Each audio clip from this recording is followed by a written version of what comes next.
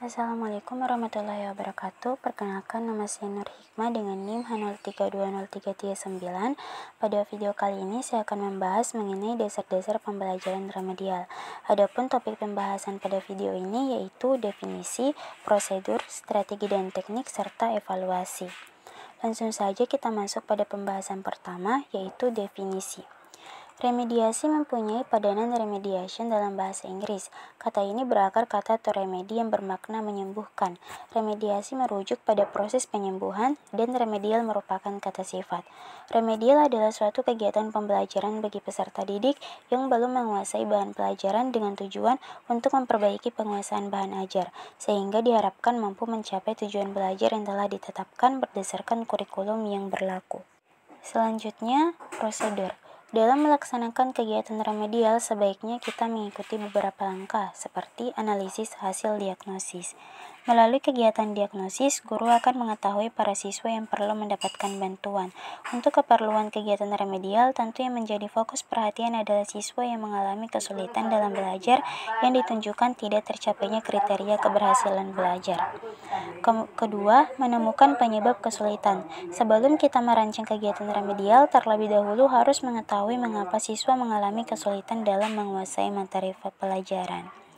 Yang ketiga, menyusun rencana kegiatan remedial.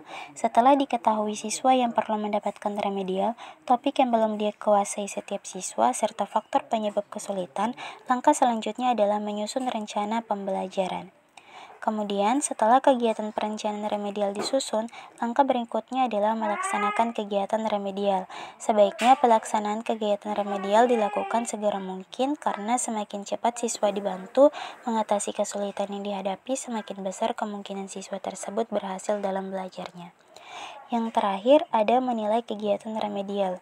Untuk mengetahui berhasil tidaknya kegiatan remedial yang telah dilaksanakan, harus dilakukan penilaian. Penilaian ini dapat dilakukan dengan cara mengkaji kemajuan belajar siswa.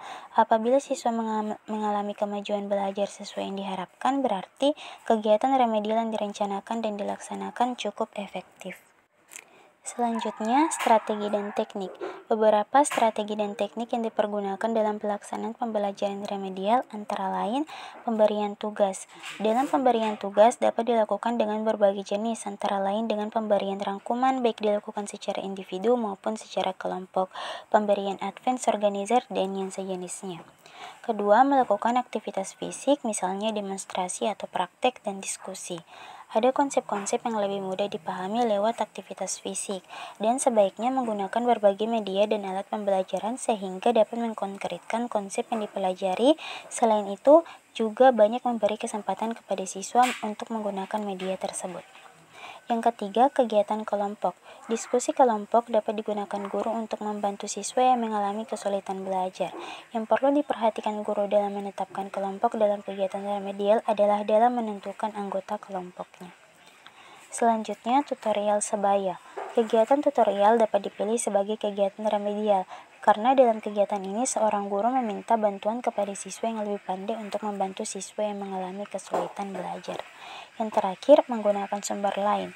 Selain dengan pembelajaran ulang, kegiatan kelompok, tutorial sebaya, guru juga dapat menggunakan sumber belajar lain yang relevan dalam membantu siswa yang mengalami kesulitan memahami materi pelajaran. Siswa juga diminta membaca sumber lain dari bahkan kalau mungkin mendatangkan anggota masyarakat yang mempunyai keahlian yang sesuai dengan materi yang dipelajari. Topik yang terakhir yaitu evaluasi. Setiap tindakan evaluasi memerlukan adanya suatu perangkat kriteria atau tolak ukur sebagai pegangan, suatu cara atau teknik pengumpulan dan pengolahan data informasi untuk menunjukkan gambaran seberapa jauh objek yang dievaluasi itu memadai atau tidaknya sesuai kriteria yang ditetapkan. Secara tentatif, dapat kita formulasikan bahwa sesuatu model strategi atau teknik pendekatan pengajaran remedial dapat dipandang baik kalau terdapat indikator yang didukung oleh data atau informasi yang memadai bahwa model itu serasi dengan tujuan atau pemecahan permasalahan, efektif yang ditunjukkan oleh adanya peningkatan prestasi belajar, dan efisien yang didukung oleh minimalnya waktu yang digunakan dalam pembelajaran. Dan ada dua cara yang fleksibel untuk mendeteksi seberapa jauh taraf keserasian model yang kita evaluasi itu, yaitu kita kembangkan dalam bentuk pertanyaan pada setiap aspek yang dinilai, atau kita kembangkan dalam bentuk atau format skala penilaian atau daftar cek. Nah, itulah tadi beberapa pembahasan dalam video ini. Lebih dan kurangnya mohon dimaafkan. Sekian dan terima kasih.